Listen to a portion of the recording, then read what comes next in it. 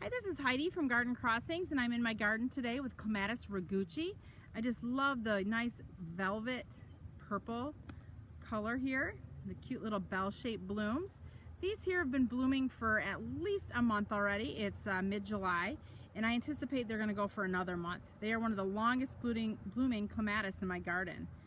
They grow to be about 10 foot tall, and the spread really varies. I mean, if you have them on a trellis that's wide, they can spread up to 5 foot wide, or if you have them on a nice upright trellis, they're just going to go straight up. So, but 10 foot tall, I'd say 8 to 10 foot tall is about how tall Roguchi is going to get in your garden. So just check out those beautiful bell-shaped blooms.